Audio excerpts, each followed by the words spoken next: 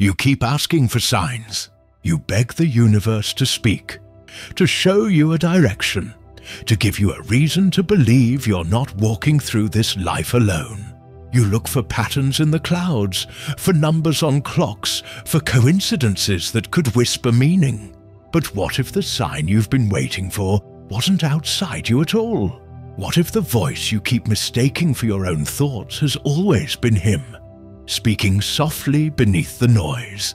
There's a silence that exists between two heartbeats, a space so small, so quiet, that most people never dare to listen. But she did. She sat long enough with her loneliness to notice that her thoughts didn't all belong to her. Some came from fear, sharp, demanding, loud, but others felt different, calmer, kinder, like a hand resting on her shoulder when no one was there, a whisper saying trust.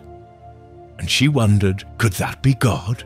We often imagine divine messages as grand events.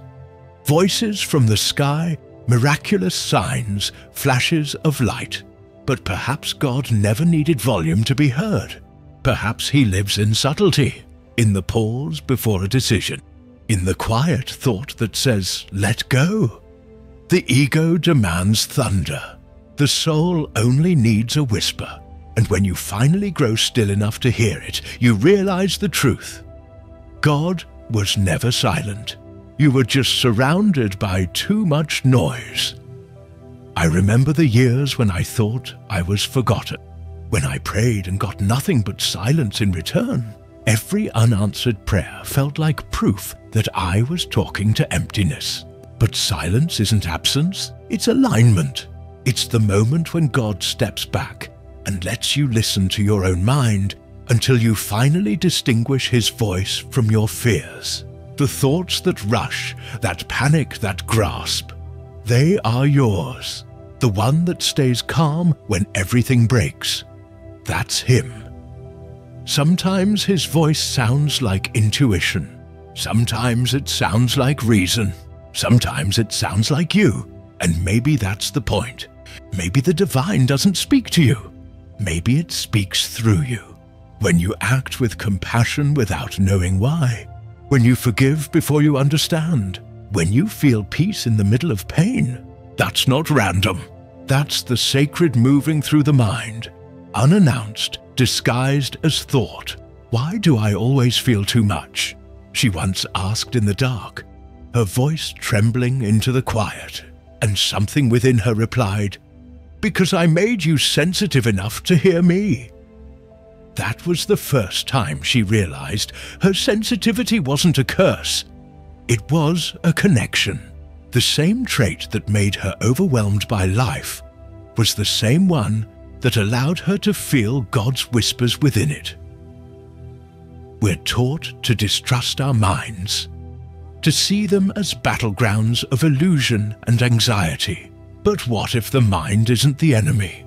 What if it's the instrument, like a piano, capable of chaos when struck without care, yet divine when played by steady hands? When the mind is ruled by fear, it distorts everything. But when it's quiet, when it's still, it becomes a channel, a temple. You've felt it, haven't you? That moment when you're lost, and a sudden clarity arises, not from logic, but from nowhere. You can't explain it, but it feels right, solid, undeniable. That's the whisper beneath the noise. That's the thought that doesn't push, it invites. It doesn't demand, it reminds. And if you follow it, it always leads you home. But here's the difficult truth. To hear that voice, you must stop clinging to the others. The ego will try to mimic God's tone, wrapping fear in spiritual language. It'll say, if you don't act now, you'll lose everything. It'll sound urgent, impatient, desperate. But divine guidance never rushes. It's calm, patient, certain. It feels like peace, even when it asks for change. When she began to observe her thoughts, she started noticing a pattern. The fearful ones came from her need to control. The gentle ones came from surrender. The ego said, "Fix this." The whisper said, "Trust me." And slowly she realized she'd spent her life mistaking control for faith. The mind can be a battlefield, yes, but it can also be a sanctuary. The difference lies in how you listen. When you resist what is, you hear chaos. When you accept, you hear guidance. God doesn't need to shout. He speaks through the flow of your own awareness. Through synchronicities, through intuition, through the moments that feel divinely timed yet perfectly ordinary. She began to notice how her body reacted to truth. Fear made her contract, her chest tighten. Peace made her expand. That's how she learned to tell the difference. Not by words, but by vibration. God's voice always brought stillness. Fear always demanded action. The distinction became her compass. "I don't know what to do," she whispered one night, and the answer came, not as a vision, but as a feeling.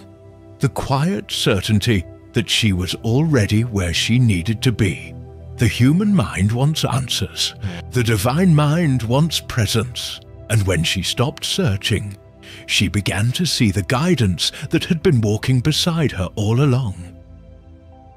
There's a strange thing that happens when you stop forcing meaning. It reveals itself. When you stop begging for signs, signs find you. When you stop chasing answers, the right thoughts rise naturally, like ripples from still water. That's the divine rhythm. It's not something you chase, it's something you remember. God's voice doesn't compete for attention. It hides in the ordinary, in the urge to call someone just before they need you, in the thought that says, "Apologize," when pride tells you not to, in the peace that floods you after choosing kindness. These are not coincidences, they're messages in motion. The tragedy of modern life is that we've drowned in distraction.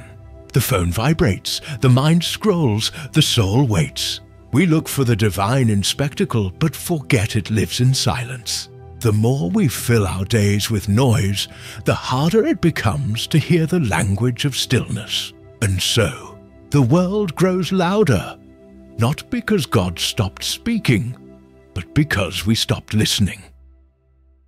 Every spiritual awakening begins with this question: whose voice am I listening to? The voice of fear says, "You are alone." The voice of love says, "You were never separate." One builds walls, the other dissolves them. One shouts, the other whispers. And yet, the whisper always wins, not by volume, but by truth. When she learned to listen with her heart instead of her head, the world began to soften. People didn't change, her perception did. She stopped seeing accidents as punishment and began to see them as instruction. She stopped seeing loneliness as a curse and began to see it as conversation, a way for the divine to draw her back inward. That's how God speaks, not in the language of words, but in the rhythm of becoming, through the cycles of loss and rebirth, through the thoughts that challenge you to rise higher than your pain.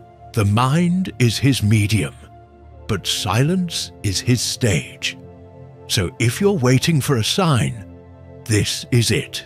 That thought you just had, the one that feels warm, gentle, and true, that's him. That peace that doesn't make sense, that's him. That subtle knowing that says, "You're going to be okay," that's him too. The divine doesn't always enter with light. Sometimes it comes through darkness, through the collapse of what you thought was certain, through the dismantling of what you built on fear. Because before he can speak through you, he must first quiet the voices that aren't him. And in that stillness, when you stop resisting, when you stop seeking, when you simply breathe, you realize that the voice you were searching for has been there all along, disguised as your intuition, your empathy, your conscience. The voice that comforts but never controls. The one that doesn't need to explain, because it simply is. The mind is not your enemy. It is the bridge between the human and the holy. And when you begin to listen, truly listen, you'll find that God was never hiding. He was whispering through every thought that led you closer to love. And just as she realized this, the room around her grew quiet. The noise within her mind softened, and a single thought surfaced like sunlight through clouds. Trust. She smiled, not because she heard God's voice for the first time, but because she finally recognized it. She used to think loneliness was proof that she was unworthy of love. Nights stretched like endless corridors, where her own thoughts echoed too loudly, too clearly. There were moments she would stare into the ceiling and whisper, "Why am I always alone?" The question carried no answer, only silence. But over time she began to sense something inside that silence. Not emptiness, but attention, as though someone or something was listening. You prayed for strength, didn't you?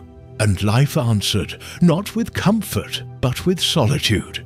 Because real strength isn't built in the noise of validation. It's born in the stillness where no one claps. Loneliness feels like exile, but in truth, it's initiation.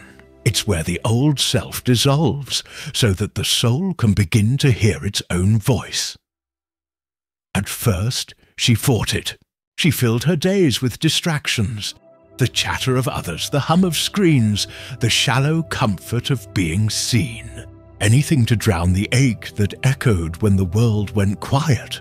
But the more she resisted solitude, the louder her emptiness became. She realized you can't escape the silence. You can only learn to understand it. The ego panics in isolation. It feeds on being recognized, on being needed. But the spirit thrives there. Because when everything external falls away, the only thing left is truth. Loneliness is not the absence of people. It's the absence of illusion. It's the moment you see how much of your life was built on noise. Opinions, expectations, endless seeking for belonging. And how little of it came from peace. There's something sacred about being unseen. It hurts at first, the kind of hurt that strips the soul raw. But then something extraordinary happens. You begin to see yourself not through others' eyes, but through God's. You begin to realize that the love you've been chasing is already yours. Quiet, unearned, eternal. She started noticing how different solitude felt when she stopped fighting it. The same room that once felt suffocating began to feel holy. The same silence that once screamed of absence began to hum with presence. Loneliness was transforming, not into happiness, but into awareness. It's in loneliness that God does his deepest work, because when you have no one else to talk to, you finally begin to talk to him. When the world no longer validates you, you learn to validate yourself.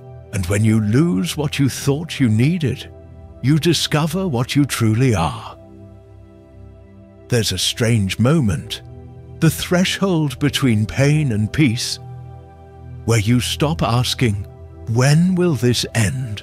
and start whispering, "What is this trying to teach me?" That's where loneliness changes shape. It stops being a punishment and becomes a teacher. The world tells you to fill the void, to distract yourself, to seek companionship, to find purpose in connection. But some voids aren't meant to be filled. They're meant to be felt. Because inside that emptiness, something ancient stirs. The soul remembering its source. The truth that you were never truly alone, only separated from your awareness of God. Every mystic, every prophet, every awakened soul has walked through the desert of isolation. Even Christ withdrew to the wilderness before he spoke to the world. Why? Because silence burns away everything that isn't real. It's where the divine refines the heart, where the noise of ego dies and the whisper of spirit begins. In the beginning, her solitude felt like a cage, but over time she realized it was more like a cocoon. What she thought was death was actually transformation. Loneliness was teaching her to hear the frequencies beyond words, the subtle voice of intuition, the rhythm of her own breath, the energy of peace that needed no sound to exist. One night, as rain traced soft patterns against her window, she felt something shift. For the first time, she wasn't trying to escape her loneliness. She sat with it, she listened, and in that listening, something inside whispered, not with words, but with knowing, "This is where you meet me." It wasn't the voice of a stranger. It was the same stillness that had followed her all along, waiting for her to stop running. The irony of loneliness is that it brings you closer to everything you were trying to find outside. The love you long for, the peace you crave, the belonging you seek. All of it begins in the quiet recognition of your own being. God hides in solitude because that's the only place where you stop performing. She began to see loneliness differently, not as isolation from others, but as intimacy with herself. The moments of stillness no longer frightened her. They began to heal her. Her tears, once a sign of despair, became a form of prayer. Her silence became conversation. Her solitude became sanctuary. The heart doesn't grow stronger by being surrounded. It grows stronger by learning to stand alone. Every minute she spent in solitude was a seed of resilience, buried deep in her being. And though it looked like nothing was happening, she was quietly evolving, her roots sinking deeper, her awareness stretching wider. Loneliness breaks the illusion that you need to be understood to be whole. It teaches you to be your own witness, to sit with your emotions without trying to escape them. That's how healing begins, not through distraction, but through presence. The same silence that once haunted her now held her like an old friend. "Why am I always alone?" she once asked through trembling breath, and the silence replied, "Because this is where you learn who you are, without anyone else's reflection." In that moment, she realized that loneliness wasn't a curse. It was a sacred invitation. There's a purity that arises in solitude. Without the noise of validation, you begin to see what truly nourishes you. You start creating instead of consuming. You start listening instead of speaking. You begin to feel the presence of something vast, tender, intelligent, the divine consciousness flowing quietly through your awareness. It's in this space that strength is born. Not the kind that conquers, but the kind that endures. The kind that can sit in silence without collapsing. The kind that can love without possession. The kind that can walk through darkness without losing faith in the light. She no longer tried to escape her solitude. Instead, she began to walk with it, through long, quiet mornings, through soft evenings of reflection. Each moment alone became a conversation, each silence a lesson. She realized that God doesn't always send people to teach you. Sometimes He removes them. When you stop fearing loneliness, it stops controlling you. And when it stops controlling you, you discover the freedom to simply be. You no longer depend on others to define your worth. You no longer chase noise to silence your own thoughts.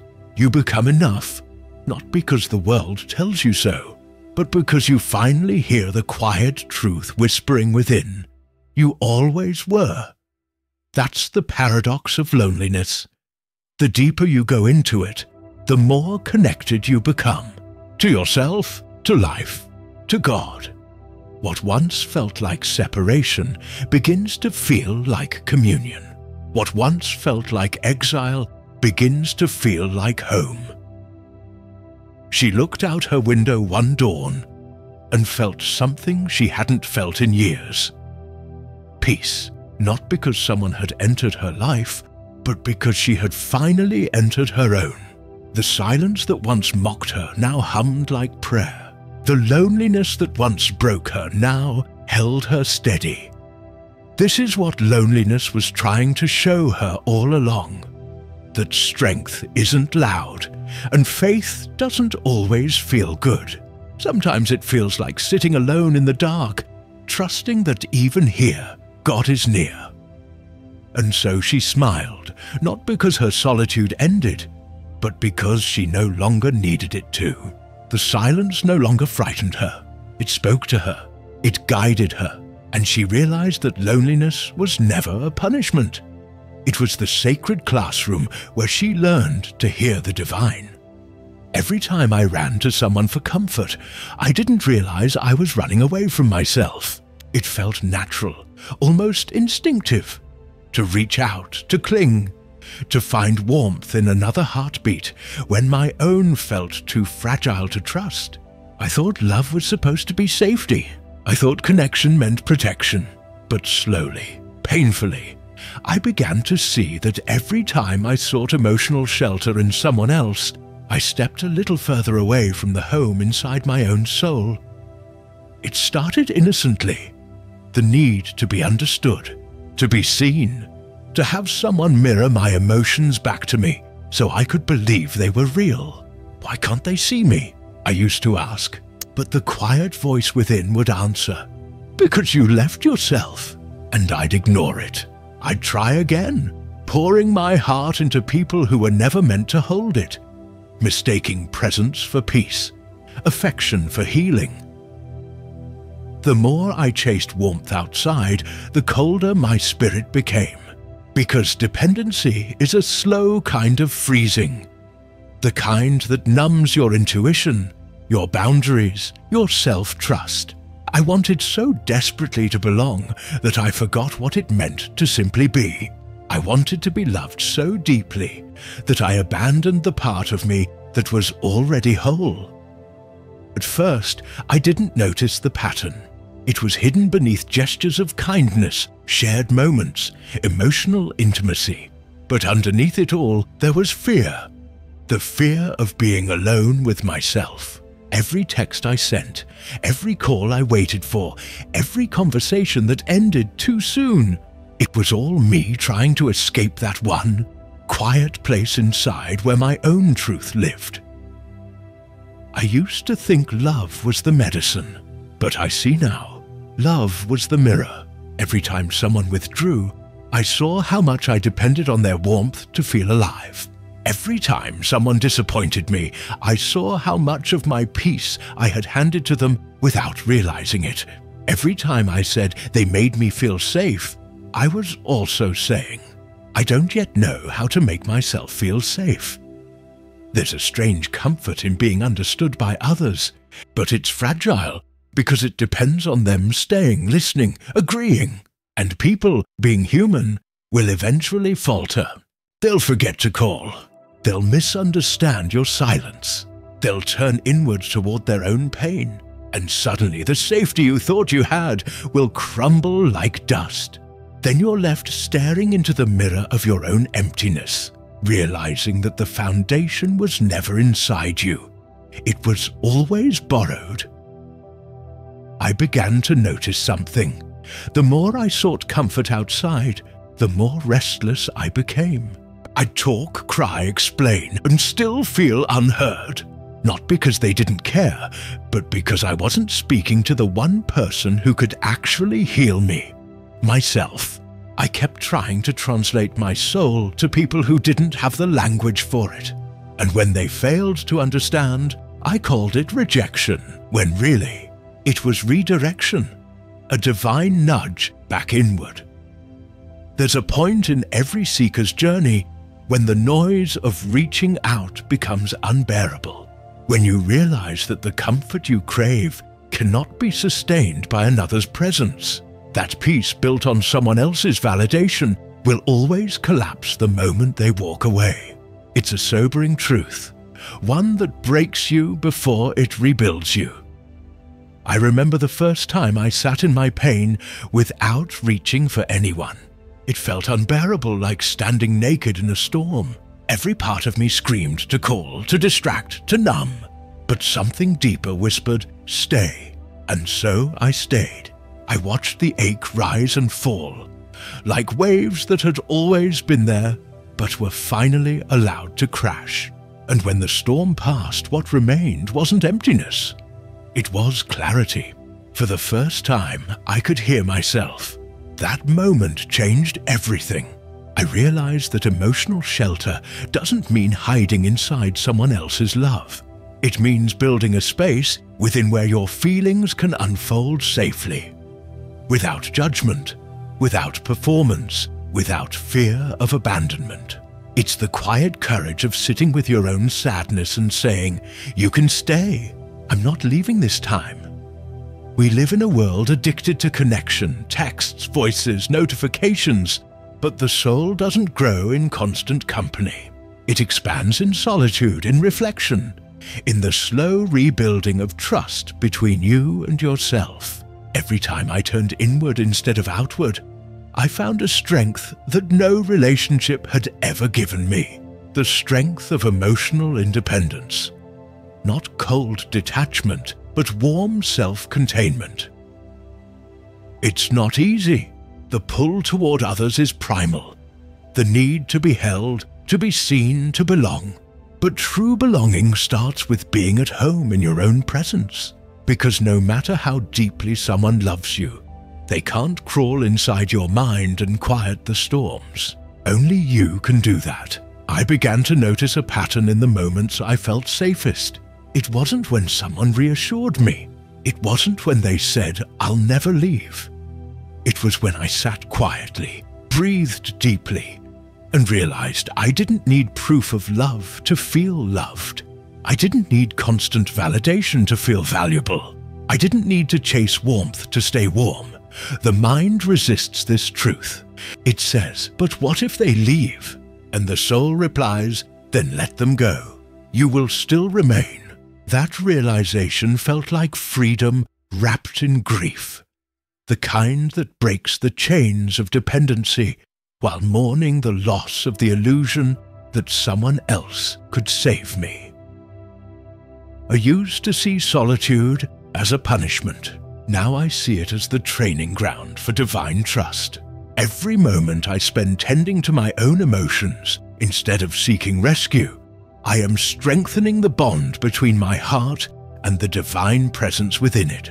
Because that's what emotional safety really is. The remembrance that your worth was never conditional, your peace never external. Sometimes I still slip. I still find myself reaching for people when life gets heavy. But now I do it consciously, not from need but from sharing. Not to be saved but to connect. There's a difference between leaning and collapsing. One comes from love, the other from fear. There's a strange serenity that grows when you stop seeking emotional shelter outside yourself. You start to feel less desperate, less frantic. You no longer wait for texts to feel seen or for apologies to feel at peace. You realize that the same stillness that once felt unbearable has become your refuge. That the same silence that once mocked you now protects you. It's humbling. To realize that you were the comfort you've been chasing all along. That every person who entered your life and left was a mirror showing you the same truth. Stop running. Sit down. Come home. Now, when my heart aches, I don't rush to fix it. I breathe. I listen. I place a hand over my chest and remind myself, "You're safe here." I talk to my pain the way I wish others had talked to me. Gently, patiently, without expectation. That's what real self-love looks like. Not indulgence, not affirmation. Presence. And in those moments when the world grows quiet and I sit in my own company, I feel something holy. It's not the thrill of being loved. It's the peace of being whole. The kind of peace that doesn't depend on who stays or who leaves. The kind of peace that whispers, you were never broken. You were only waiting to return to yourself. That's the hidden grace of every heartbreak, every disappointment, every unmet need. They all lead you back here, to the quiet center of your being, to the inner shelter that cannot be taken away. So now, when I reach for others, it's not from emptiness but from fullness. Not to be held, but to hold. Not to be seen, but to share the light I found within. Because true connection begins only when you stop using others as escape routes from yourself. I used to think I needed someone to make me feel safe. Now I know I needed solitude to remind me that I already was. And when you finally understand that, you stop begging for comfort and start embodying it. You become the very warmth you were seeking. You become the home you were searching for. She didn't realize at first that she was feeding the very pain she wanted to escape. Every time she told the story of how they wronged her, how life wasn't fair, how no one understood, she was planting the same seed again. And each time it grew stronger roots. Complaining, she would later learn, is prayer in reverse. It doesn't call in healing. It worships the wound. The victim ego is clever. It doesn't scream. It whispers. It says, you deserve to be angry. It says, they should have done better. It says, you can't move on until they make it right. It wears the voice of justice, but its true desire is attention. The ego doesn't want peace. It wants to be seen. It wants to make pain feel righteous, so that it doesn't have to dissolve. She used to wake up thinking of all the things that went wrong. The betrayal, the loss, the silence of those who should have stayed. Each thought was a spark that reignited the same emotional fire. She mistook that warmth for truth, that ache for identity. But they hurt me, she would say to herself. And somewhere deeper, a quiet voice replied, and what did that make you? For a long time, she didn't know how to answer, because pain had become her mirror. It was the only reflection she trusted. Every story she told began with they. What they did, what they didn't, what they should have known. But rarely did she ask, what have I allowed this to make of me? It was safer to point outward. It's always safer to hold someone else responsible for the weight you refuse to set down. The victim ego thrives on repetition.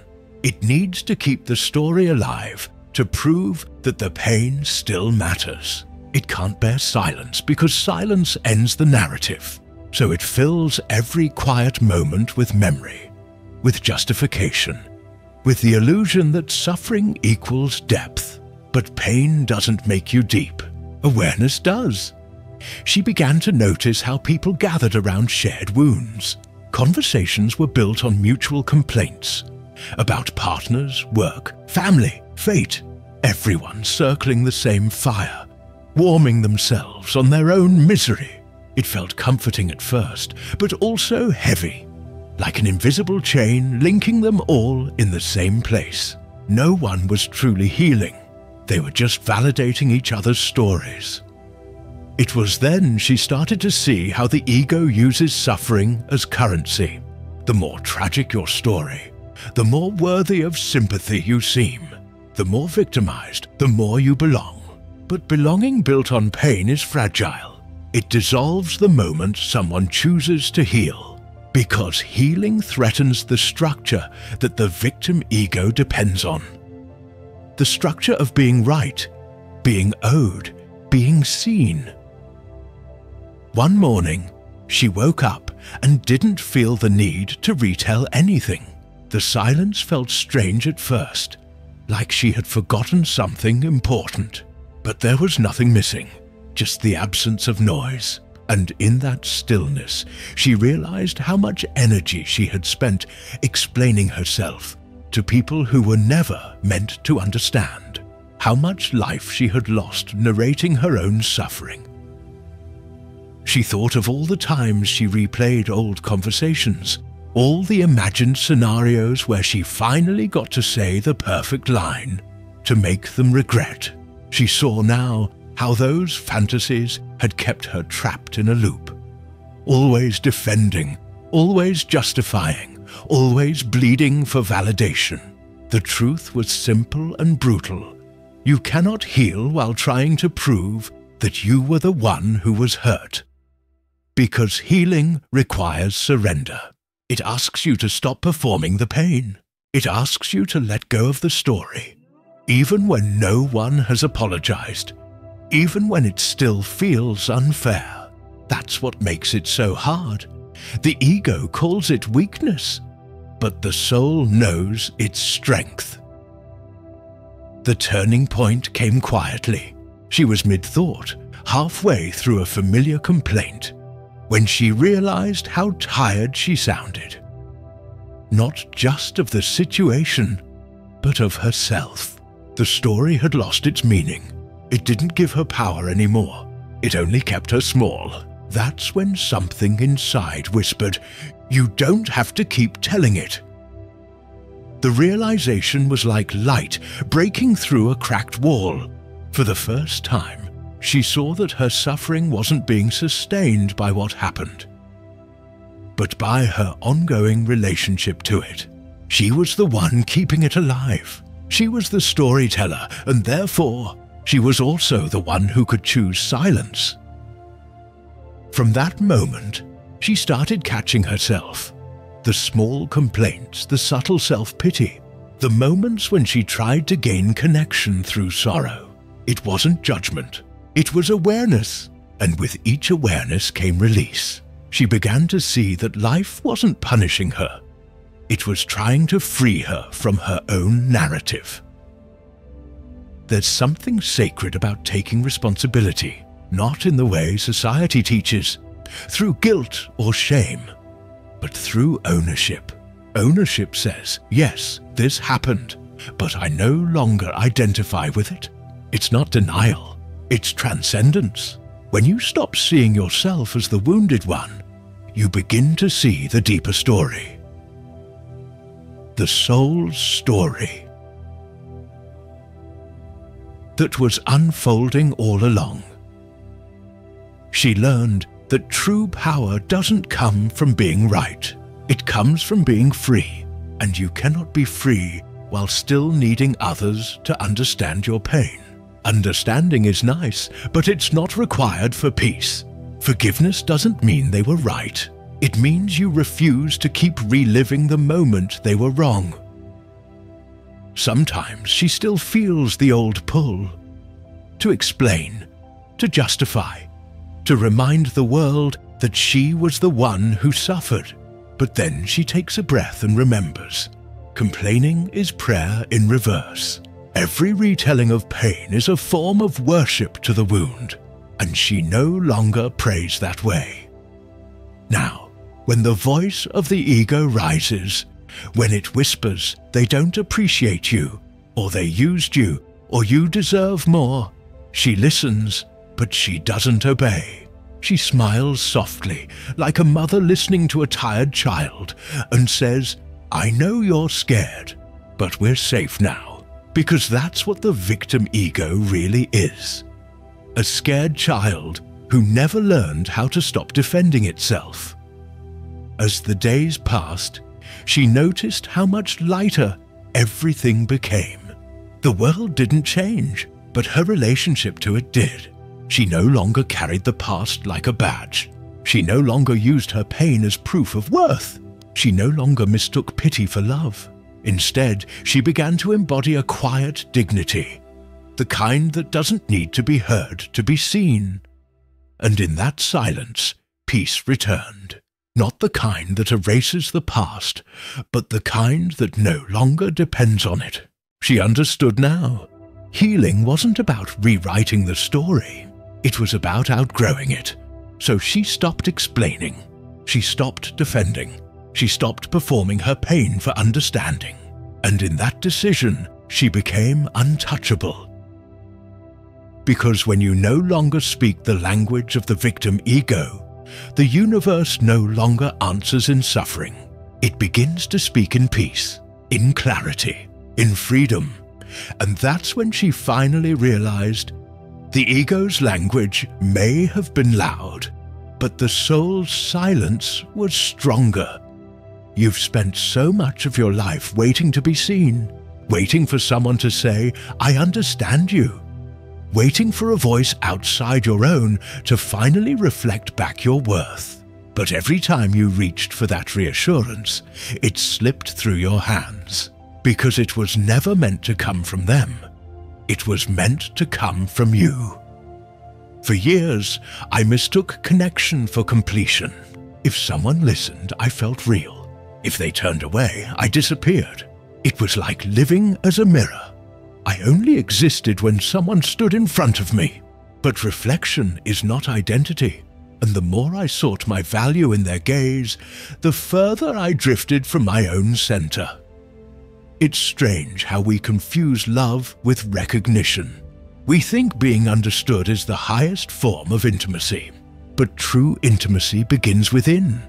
When you can sit with your own silence and not flinch, when you can hold your own hand through the ache of not being chosen, that's when the soul begins to speak. It says softly, "You are enough. You always were." There comes a moment when the constant hunger for validation starts to feel heavy. Like wearing clothes that no longer fit. You begin to notice the small ways you give yourself away. The subtle tone shift to sound agreeable. The hesitation before saying what you really think. The way your heart tightens when approval doesn't arrive on time. You realize you've been living in emotional debt, borrowing light from everyone around you, hoping someone will call it love. But borrowed light fades, and you were meant to be the sun. I remember the first time I sat in complete stillness and didn't reach for my phone, didn't check who had messaged, didn't replay what someone thought of me. The silence felt strange, like I was missing something. But then, beneath the noise of habit, I heard something familiar. It was me, my own energy, calm and whole, asking nothing from the world except to be felt. That moment changed everything. I saw how much of my pain came not from rejection itself, but from the belief that I needed acceptance to exist. We all crave to be seen, but few of us realize that the gaze we've been waiting for is our own. When you finally turn inward, when you meet yourself without judgment, you find the presence that no one could ever give or take away. Validation from others feels like warmth, but validation from within feels like light. Warmth can fade when people change, when circumstances shift, when love withdraws. But light, your light, remains. It doesn't depend on attention. It doesn't need applause. It just exists quietly radiant, whether anyone looks or not. I used to think self-love meant forcing myself to feel beautiful, confident, unshakable. But real self-love is quieter. It's the moment you stop asking, "Am I enough yet?" and simply say, "I am."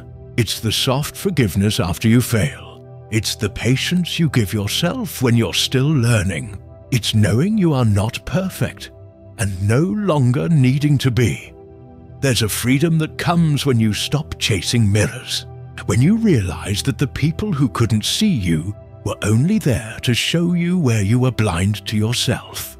They weren't your validation, they were your lesson. Every misunderstanding was an invitation to see yourself clearly. Every rejection was a redirection inward. And the truth is, no one can validate you deeply enough to heal the places you've abandoned. Because they don't live there, you do. You are the only one who can stand in those empty rooms of your soul and fill them with light again. No lover, no friend, no teacher can do it for you. That's what divine alignment really means. Not perfection, but partnership with your own being. The more I began to validate myself, the quieter my world became. The arguments in my head lost volume. The comparisons stopped stinging. I no longer needed to prove that I was right or kind or worthy. I simply was. It's not arrogance, it's peace. It's the moment when you stop auditioning for belonging. Because you finally remembered you already belong to yourself. It's funny how, when you stop seeking validation, people begin to feel your energy differently. You no longer vibrate with need, and that changes everything. Your presence becomes grounding, magnetic, unexplainably calm. You stop drawing people who want to complete you and start attracting those who reflect your wholeness. Because energy always finds its match. The sun doesn't chase planets, it simply shines, and they orbit naturally. I used to think God's voice would sound like thunder, something outside me, shaking the heavens. But now I realize He often speaks through self-trust, through the quiet knowing that says, you don't need to prove this anymore. Every time I choose to stand in my own truth, even when it's misunderstood, I am in conversation with something divine. Every act of self-acceptance is a prayer. Every moment I choose presence over performance, I am aligning with grace. Some days I still forget. The old patterns whisper, maybe they were right about you. Maybe you're not enough. And in those moments I pause, breathe, and return to the light within. Because the voice of doubt is not the truth. It's the echo of an old wound. The truth never shouts. It glows. You were never meant to live waiting for permission. You were meant to create it, to be the source, not the seeker, to stand so firmly in your own worth that even silence feels like applause. Look at the sun. It doesn't ask the sky if it's allowed to shine. It rises because it must. Because light, once awakened, cannot remain hidden. That's what you are learning now. You are remembering your own light. You are learning to be the source of your peace, your joy, your validation. You are learning to speak to yourself with the same kindness you once begged from others. And slowly, the world begins to mirror back that inner harmony. Not because you forced it, but because energy always follows awareness. So if no one understands you today, if no one claps when you bloom, let it be. The universe has already seen your becoming. You don't need recognition when you are aligned with purpose. You don't need witnesses when you are walking with God. One day, you'll look back and realize that every lonely night, every ignored effort, every unanswered prayer was molding you into the source you were always meant to be. And when that day comes, you'll smile. Not because you finally proved your worth, but because you no longer needed to. You will understand then what the soul always knew. Validation is borrowed light, and you, my dear, were always the sun. In the beginning, there was only silence.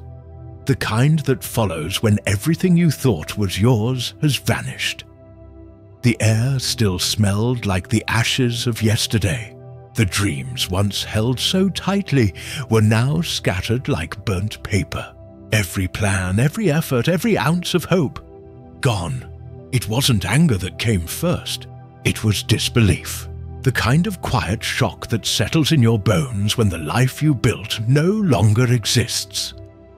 He stood there, staring at what used to be, a career he had poured himself into, a relationship he thought would last forever, a purpose that had felt so certain, until it didn't. Everything I built fell apart, he whispered, and the voice that answered was softer than mercy. So, something truer could rise.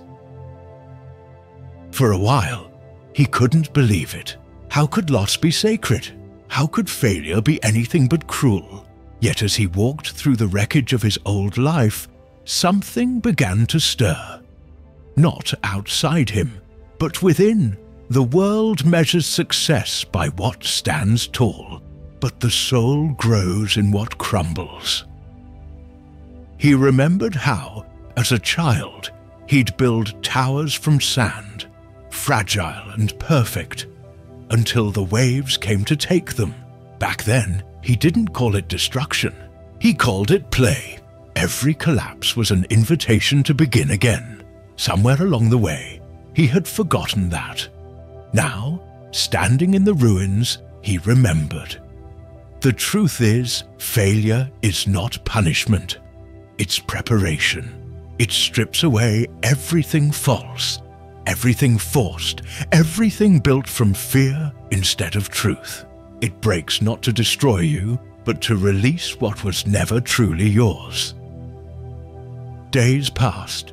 The silence became his teacher. He stopped asking, "Why me?" and started asking, "What now?" He began to see that what he lost was never meant to hold his destiny, only his attachment.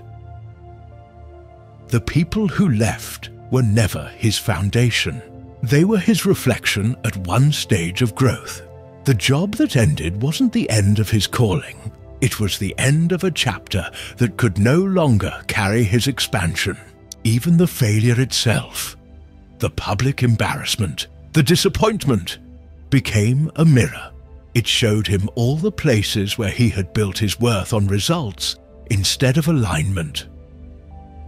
God rewrites direction through endings, not because he wants you to suffer, but because the map you drew was too small for your becoming. There's a sacred rhythm in the fall. First comes the breaking, the moment your heart realizes it can't go back.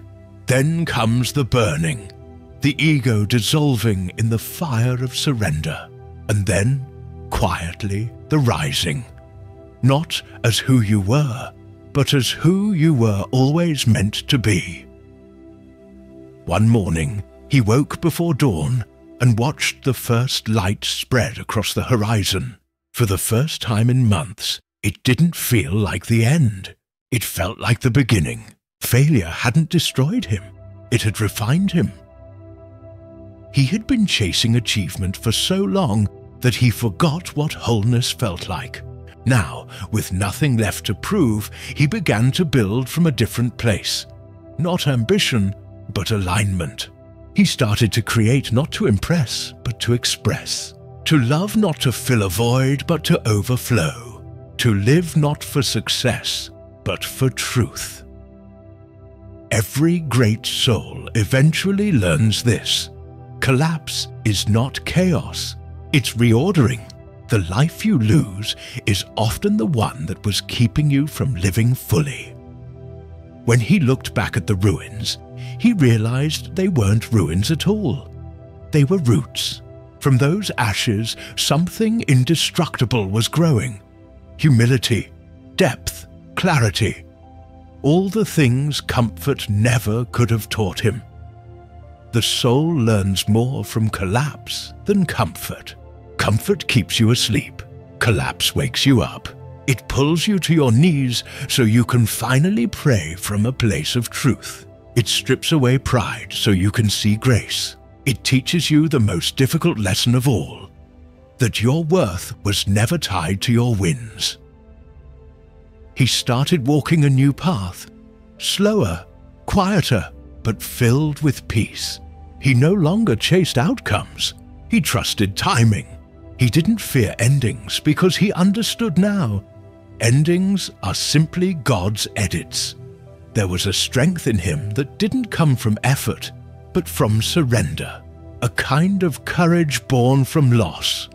The courage to trust again, to try again, to love again without needing certainty. Every failure had become fire, not to burn him, but to forge him. Each disappointment had refined his purpose. Each heartbreak had expanded his capacity for compassion. He could finally see the divine symmetry in it all. The people who walked away made space for those who would stay. The closed doors protected him from smaller versions of success. Even his darkest moments were guiding him toward light. And when he finally stood in his new life, one built not from fear, but from faith, he whispered a quiet thank you, not because the pain was pleasant, but because it was purposeful. Every failure had been a teacher disguised as loss. Every ending had carried within it a seed of rebirth. He understood now. What breaks you also builds you. The fire you feared was never meant to consume, only to cleanse. He walked differently now, lighter, steadier, radiant with a strength that no applause could give and no setback could take away. He didn't need the world to understand. He knew what the fall had done for him.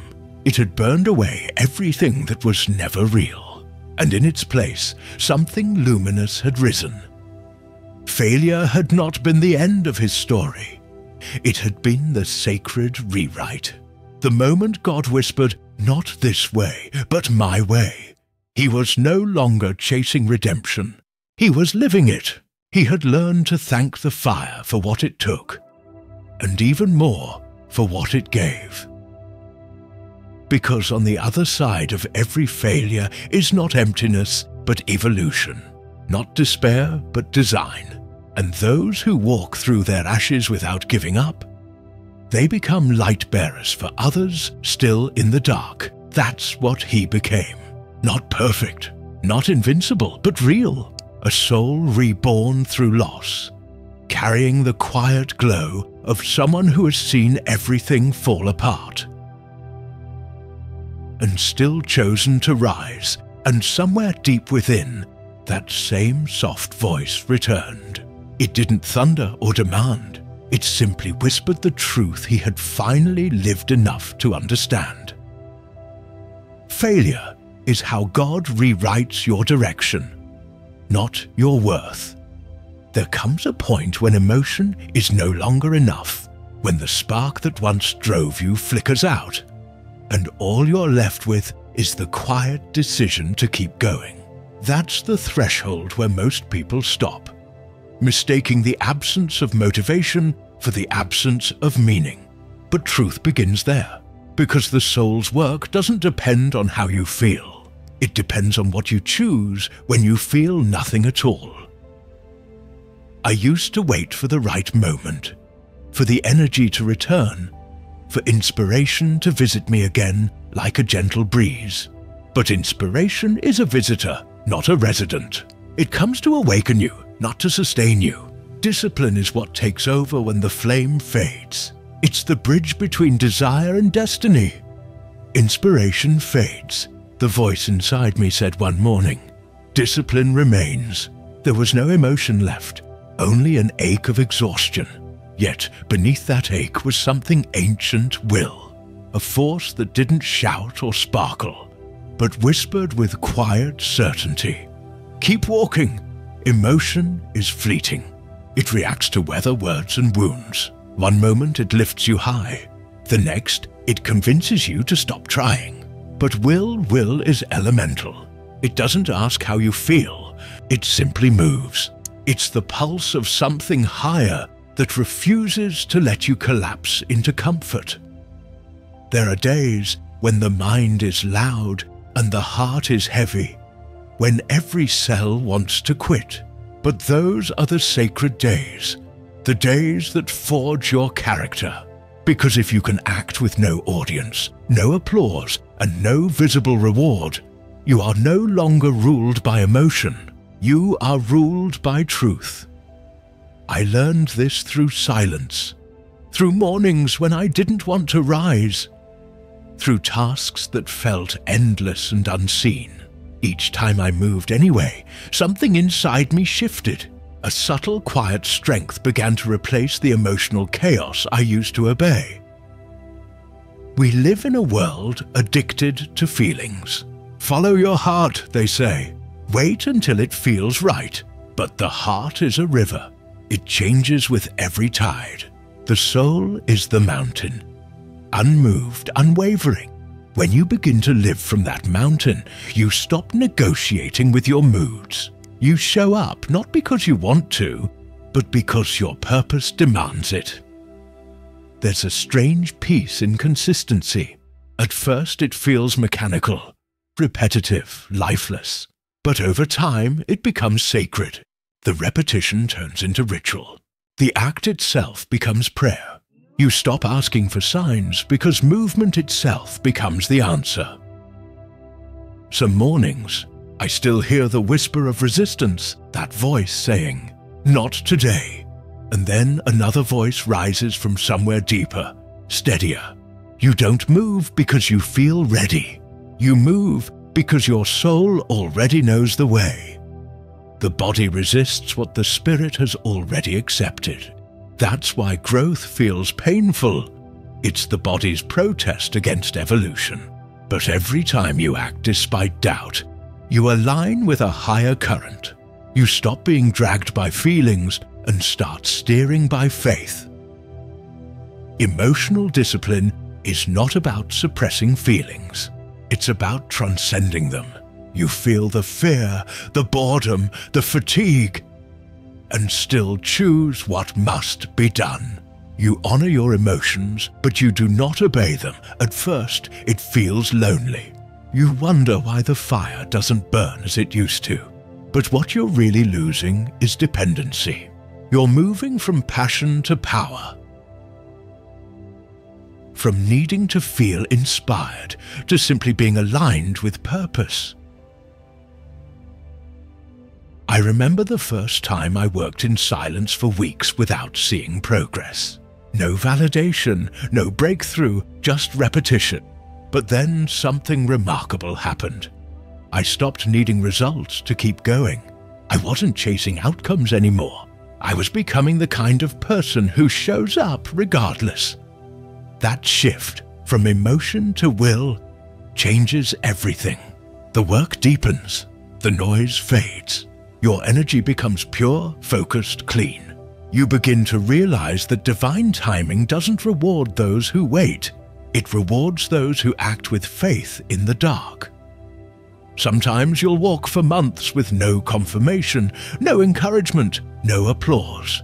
But your silence is not wasted. Every quiet effort compounds in ways unseen. The universe honors those who move without evidence. Emotion can open the door, but only will can walk you through it. There's a sacred beauty in doing the hard thing when no one is watching. When your mind screams for rest, but your soul whispers, "One more step." That's when something in you awakens. The warrior, the servant, the disciple of discipline. Because this is what spiritual maturity looks like. Showing up without needing to feel like it. Faith without fireworks. Love without reward. Purpose without proof. The ego feeds on excitement. The soul feeds on endurance. When you act from will, you stop being a slave to circumstance. You become a creator again. One who shapes reality through quiet repetition, not emotional drama. And then slowly, you begin to notice something. Emotions return, but now they bow to your will. Inspiration flows again, but this time it serves you. It no longer rules you. You've reversed the order. There is freedom in that. To move not because of how you feel, but because of who you are. To act even when the heart trembles. To create even when the muse is silent. To persist even when the world turns away. That's when divine momentum begins. The point where effort transforms into grace. So when your energy fades, don't wait for motivation. Don't beg the universe to spark you again. Remember, you are the spark. You are the flame that keeps burning long after emotion has gone cold. Each step you take in discipline becomes an offering, a testament that you trust the path even when it feels dry. Because eventually every drought ends, every season shifts, and those who stayed the course through silence become unstoppable when the rain finally returns. That's the secret the wise ones know. That emotion is the wave, but will is the ocean. And in that ocean, beneath the noise of moods and fears, a quiet truth keeps whispering, you were never meant to be ruled by how you feel. You were meant to move with what you know. There comes a moment when the longing fades, when the need to be understood, by people, by the world, even by God, dissolves into quiet understanding itself. You stop reaching outward, because what you were reaching for was never out there. It was always here, breathing softly beneath your own awareness. For so long, I wanted to be seen. I wanted someone to notice the effort behind the silence, the battles no one spoke of, the faith that held me when nothing made sense. I thought peace would come when someone finally looked at me and said, I understand. But the soul doesn't find peace through witnesses. It finds peace through union. Now, I no longer crave to be seen. I have become the seeing. There's a kind of freedom that arrives when you stop explaining yourself, when you stop proving your worth, defending your choices, or translating your silence. You realize that the people who are meant to understand you will feel you without needing words, and those who can't were never meant to. At first, this freedom feels lonely, like standing in a vast field where no one else can hear the music playing in your chest. But slowly, you start to notice something. The wind hums with the same rhythm. The trees sway to the same melody. You're not alone. You're simply tuned to a quieter frequency. I used to think being misunderstood was a curse. Now I see it as protection. It kept me from explaining sacred things to those who could not see beyond reason. It taught me discernment, that not everyone is meant to witness your becoming. There's a peace that only silence can give, the kind that doesn't need to justify or announce itself, because truth, when deeply known, no longer argues. It simply is. One day, I realized I had stopped talking to God in the way I used to, not because I stopped believing, but because the dialogue had changed. It wasn't me speaking to something separate anymore. It was awareness listening to itself. I understand now, I whispered into the quiet. He was never silent. I just wasn't listening. That realization didn't come with fireworks. It came like dawn, slow, gentle, impossible to deny. The boundaries between prayer and presence faded. Every breath became communion. Every thought, a ripple in divine consciousness. And in that space, there was no more asking, no more begging for signs. Because I had become the sign, the living expression of the connection I once sought. When you stop needing to be understood, life becomes simple again. You start moving without resistance, speaking without fear, loving without expecting to be loved back in the same way. You become transparent like water. Unseen yet essential, reflective yet formless. You stop performing for attention because existence itself becomes enough. You no longer care who notices your growth. You care only that you're aligned. You stop chasing meaning because you are meaning. Embodied, breathing, observing. The old self, the one obsessed with being heard, begins to fall away. And what remains is something still, luminous, unbothered. The ego wants to be acknowledged. The soul wants to merge. When merging begins, the ego loses its voice. I walk differently now, not with the weight of proving, but with the ease of being. People still misunderstand, still project their versions of me onto the canvas of their own pain. But it no longer hurts. I simply smile, because how could they see me clearly when I myself once couldn't? There's no bitterness left. Only gratitude. Gratitude for every misjudgment that pushed me closer to truth. Gratitude for every unanswered prayer that became a deeper lesson. Gratitude for the silence that once scared me, for it became the voice that finally spoke without words. This is what peace feels like. Not a constant smile, but a steady pulse. Not an escape from the world, but a quiet embrace of it. It's walking through noise and hearing harmony beneath it. It's being unseen, yet fully known by the one who breathes through all things. Sometimes I sit beneath the open sky and feel it. That vastness inside, matching the vastness above. The boundaries blur, the separation dissolves. Everything moves as one. The leaf that falls, the bird that sings, the breath that enters and leaves my chest, all part of the same silent prayer. I used to think enlightenment was an explosion. Now I know it's a softening, a slow return to the awareness that was always there. You don't become divine, you remember that you always were. When the mind finally grows quiet, life begins to speak in new languages. The way light touches water, the way timing aligns without effort, the way intuition guides without words. This is how God speaks, not from the sky, but from within the stillness of your own being. You don't need to be understood when you are understanding itself. You don't need validation when you've become the vessel of truth. You don't need connection when you realize you never left it.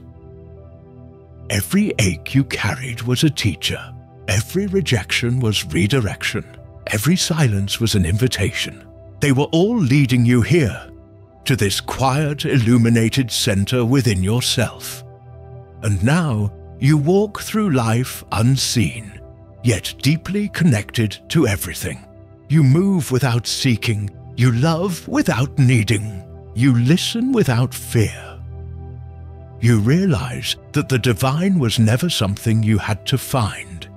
It was the awareness that's been watching through your eyes all along. When you stop needing to be understood, you finally meet what you truly are, the listener behind every sound, the witness behind every story, the peace beneath every storm.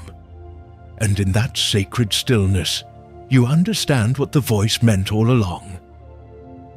Everything you sought outside now breathes within you.